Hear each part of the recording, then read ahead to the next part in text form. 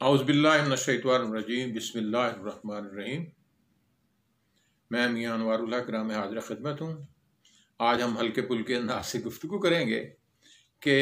ذہانت کیا ہوتی ہے، ذہین آدمی یا فطین آدمی کیا ہوتا ہے، فہم و ذکا کس کو کہتے ہیں۔ ذہانت انٹلیکچوئل یہ ہوتا ہے کہ لمحہ موجود کے اندر اگر آپ پر کوئی مصیبت یا مشکل آن پڑے تو آپ اپنی تمام تر ذہنی صلاحیتوں کو استعمال کرتے ہوئے لمحہ موجود میں اس کا کیا حل تلاش کرتے ہیں۔ اور پھر میرے اور آپ کے علم میں یہ بات ہے کہ جہاں اللہ تعالیٰ نے انسانوں کو ذہانت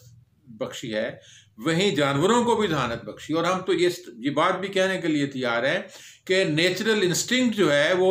یہاں پودوں کے اندر بھی، نباتات کے اندر بھی موجود ہے۔ اور یہ بات ہم کہتے ہیں کہ جو انسانی ذہانت ہے اس کا کمال یہ ہے کہ انسان کو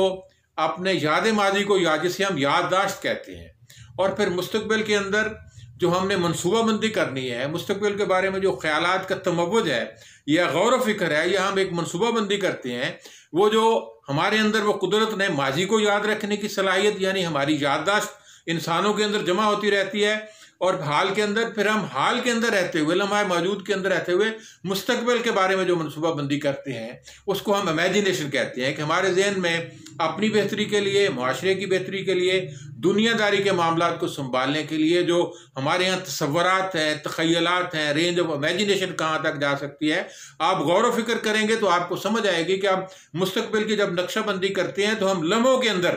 جنت کا تصور کر سکتے ہیں، دوزخ کا تصور کر سکتے ہیں، اپنی کامیابیوں کو گن سکتے ہیں، اپنی ناکامیوں کے خدشات کو سامنے لا سکتے ہیں۔ یعنی ذہانت یہ بات ہے کہ ہم نے جس طرح ابتدا کے اندر میں نے کہا کہ ذہانت یہ ہے کہ ہم نے کس طرح لمحہ موجود کے اندر اپنی وہ بخیہ گیری کرنی ہے، مسائل کو حل کرنا ہے، مشکلات پر قابو پانا ہے۔ اور اگلی بات ہمیں یہ یاد رکھنی چاہیے کہ جب بھی ہم فیصلہ کریں تو ہمارے ماضی کا جو لگیج ہے، ماضی کا جو ہمارے اندر ایک تحفظات ہیں، ہم زندگی میں مشکلات پیش آئی ہیں، پریشانیاں آئی ہیں، ہمارے ساتھ کسی نے زیادتی کا عمل کیا ہے، ظلم و تشدد کیا ہے، جبر و استبداد کیا ہے، ہماری توہین کی ہے، وہ ہمارے ماضی کا حصہ ہے۔ یہ ہم نے کچھ کتابیں پڑھی ہیں، ان میں خیالات ہیں، اس میں کہانیاں ہیں، یہ بھی ہمارے لمحہ موجود کے فیصلے پر اثر انداز ہوتا ہے۔ اور اگلے مرحلے میں ہم دیکھتے ہیں کہ مستقبل کی جو نقشہ بندی ہم کرتے ہیں، ہم بعض اوقات رینج آف امیجنیشن کے اندر ایسے امکانات تلاش کرتے ہیں جو عقل امکانی کے اندر موجود نہیں ہوتے، یعنی وہ ہم ایسا تصور کر لیتے ہیں جیسے کوئی پاکستانی یہ کہے کہ میں نے امریکہ کا صدر بننا ہے، یعنی یہ ہمارا تصور تو موجود ہے، یہ امیجنیشن کا تصور تو موجود ہے، یا میں دنیا میں سب سے بڑا بہادر آدمی بننا ہے، یا میں نے دنیا میں پہلوانی کے میدان مارنے ہیں۔ تو یہ جو رینج ایسے تصورات جب ہم لمحہ موجود کے اندر فیصلہ کرتے ہیں، کوئی ہمارے اندر کوئی مشکل پیش آتی ہے تو ہمارا ماضی ہمارا پیچھا نہیں چھوڑتا، مستقبل کے خیالات نہیں پیچھا چھوڑتے ہیں۔ تو اس کے لیے ایک طریقہ کار ہے کہ انسان کو کنسنٹریشن کرنی چاہیے، جس سے ہم مراقبہ بھی کہتے ہیں، یوگا بھی کہتے ہیں، اور غور و فکر کا نقطہ مرتکز بھی کہتے ہیں۔ اس کا حل یہ ہے کہ جب ہم بہت سے ہمارے خیالات منتشر رہتے ہیں، نماز کے اندر بھی خیالات منتشر رہتے ہیں، عملی زندگی کے اندر بھی خیالات منتشر رہتے ہیں، ہم تفکر اور غور نہیں کرتے، ہم چیزوں کو عادتہ نہیں لیتے رہتے ہیں۔ تو اس کا حل یہ ہے کہ آپ جس طرح اپنی زندگی کے اندر آپ کے لیے ورزش اہم ہے، اچھی خوراک اہم ہے، اچھی ادویات اہم ہے، اسی طرح ایک نقطۂ نظر پر متفق ہو کر تمام غور و فکر کر کے آپ میڈیشن کریں، اپنی مراقبے کے اندر جائیں، اپنی زندگی کے 15-20 منٹ روزانہ نکالیں کہ آپ نے اس چیز پر غور و فکر کرنا ہے، اس مسئلے کو حل کرنے کے لیے توجہ دینی ہے۔ تو اس کے لیے مراقبے کا سب سے بہترین طریقہ جو اللہ کے نزدیک اور عام انسانوں کے نزدیک ہے وہ نماز کی حالت ہے۔ بعض اوقات ہم نماز میں جاتے ہیں تو ہمارے خیالات منتشر ہوتے ہیں، ہم نماز پڑھتے ہوئے مختلف معاملات کی طرف رجوع کر اپنے دنیاوی مسائل کو حل کرنے کی کوشش کرتے ہیں۔ اس کا حل یہی ہے، اس کا آسان طریقہ یہ ہے کہ ہم اپنے آپ کو ایک نقطے پر مرتکز کر لیں۔ جب وہ خدا کی ربوبیت پر مرتکز کر لیں کہ اللہ تعالیٰ نے ہمیں رزق کیا سامان فراہم کیا ہے، یا خدا کی خالقیت پر کر لیں کہ اللہ تعالیٰ نے اس کائنات کو کس طرح تخلیق کیا ہے، یا خدا کے مصور اعلیٰ ہونے پر تصور کر لیں، مالک و زمین و آسمان پہ ہم تصور کریں۔ جب ہم ایک نقطے پر تصور کریں گے تو ہمیں سارے اس کے مثبت پہلو ہمارے ذہن کے اندر جاگزی ہو جائیں گے، اور پھر ہم عملی زندگی کے اندر جب توجہ نہیں دیتے تو ہمیں محسوس نہیں ہوتا کہ ہمارے ڈرائنگ روم میں کتنے لوگ ہیں، کتنی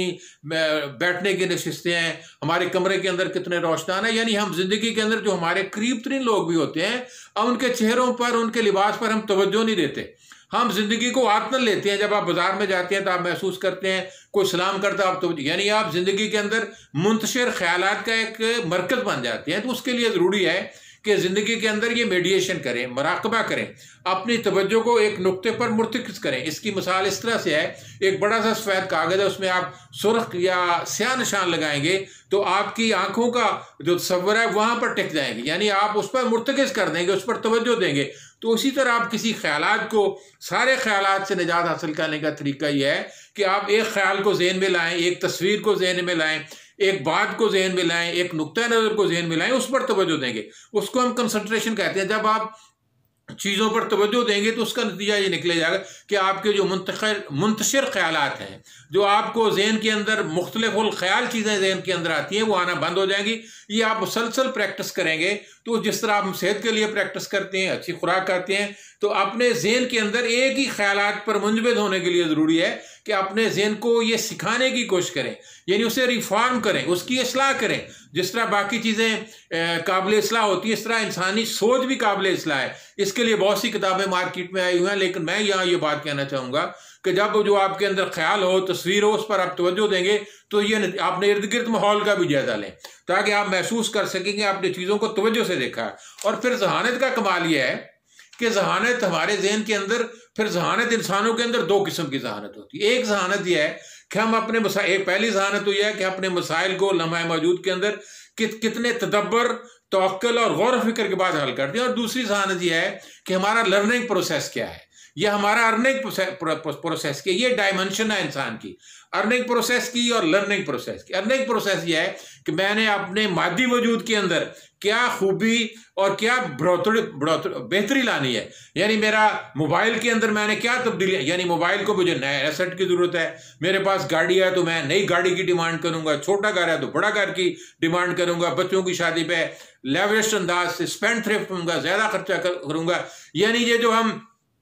ارننگ پروسیس ہمارا جو ہے، ارننگ پروسیس کے اندر بنیادی طور پر ایک خود نمائشی کا تصور آتا ہے۔ وہ خود نمائشی کے اندر انسان اپنی جان جوکھوں میں ڈالتا ہے، مال و دولت کماتا ہے، رزق کماتا ہے، لوگوں پر مسابقت کرتا ہے، اپنے آپ کو دوسروں سے بہتر سمجھنے کی کوشش کرتا ہے۔ تو یہ جو تصور ہے یہ دنیاوی تصور ہے، یہ عارضی اور وقتی طور پر ہمیں ممکن ہے ہمیں سکون بخشے، لیکن جب ہم دنیا کے معاملات سے نکلیں گے اور خدا کی طرف رجوع کریں گے تو پھر وہاں ہمیں ایک لرننگ پروسیس کی ضرورت ہے۔ لرننگ پروسیس یہ ہے کہ میں اپنی زندگی کے اندر کون سی وہ بہتر تبدیلی لوں، میں صادق و امین کس طرح ہو سکتا ہوں، میں دنیا کے اندر دیانتداری کا رویہ کس طرح اختیار کرتا ہوں، میں صلح کل کس طرح ہو سکتا ہوں، اپنے دشمنوں کے لیے میرے دل کے اندر کس طرح ہمدردی پیدا کر سکتی ہے معاشرے کے اندر، میں معاشرے کو بدلنے کے لیے کون سے جذبات رکھتا ہے، میں جو لوگوں کو نفع پہنچا سکتا ہوں وہ کس انداز سے پہنچا سکتا ہوں، لوگوں کو نقصان سے جو بچانے کی کاوش کروں گا، یہ میرے ارننگ یعنی یہ میری عاقبت کو درست کریں گے۔ جس طرح اللہ تبارک تعالیٰ نے قرآن حکیم میں کہا قد افلح من زکاہا وقد خاب من دساہا، یعنی وہ فلاح پا گیا، وہ کامیاب ہو گیا، وہ زندگی کے اندر بھی اور آخرت کے اندر بھی، خدا رسول کے اندر بھی کامیاب ہو گیا جس نے تزکیہ نفس کر لیا۔ تزکیہ نفس سے مراد یہ ہے کہ اپنے ذہن کو بلیدگی پر لائیں، اپنے ذہن کی پاکیزہ بنائیں، اپنے خیالات کو پاکیزہ بنائیں، اپنے رویے کو درست کریں، اپنے اعمال کو درست کریں، نیکی اور امر بالمعروف کی طرف متوجہ ہوں اور نہی عن المنکر کی طرف متوجہ ہوں، تاکہ دنیا کے اندر قد افلح من زکاہا، تاکہ آپ دنیا کے اندر بھی فلاح پا سکیں اور قیامت کے اندر۔ اگر آپ اس رویے کو نہیں اختیار کرتے، دنیا کے اندر قدورت کو، عداوت کو، بغض کو اپنے سینے سے نہیں نکالتے، تو یوں سمجھ لیں آپ ان کا خود بھی شکار ہوتے ہیں، اپنے آپ کو حسد سے نہیں نکالتے، لوگوں کی خدمت کے لیے آمادہ نہیں کرتے، اپنی اما کو یا خودداری کو نہیں مارتے، تو یوں سمجھ لیں کہ آپ پھر معاشرے کے اندر خود ہی اپنی زندگی کو ناسود بنا لیں گے یا مشکلات کے اندر شکار ہو جائیں گے۔ تو میری آپ حضرات سے تجویز ہے کہ جب ہم جو ذہین لوگ ہیں، جو فتین لوگ ہیں، اگر اپنی تمام تر صلاحیتیں لرننگ پروسیس پر استعمال کریں اور لرننگ کے لیے جو ہماری ضروریات زندگی ضرور پوری کریں، اپنے بال بچوں کی تعلیم و تربیت پر بھی توجہ دینی چاہیے، لیکن اسے مقصود حیات نہیں بنانا چاہیے زندگی مادی اشیاء کو۔ مقصود حیات ہمیں خیر اور بہتری کو بنانا چاہیے تاکہ معاشرے کو بہتر انداز سے معاشرہ آگے بڑھ سکے، ہم معاشرے کو منفعت دے سکیں، ہم معاشرے کو فائدہ دے سکیں، معاشرہ ہماری آمد سے یوں محسوس کرے کہ پہلے سے بہتر معاشرہ ہو گیا۔ واخدانا والحمدللہ رب العالمین۔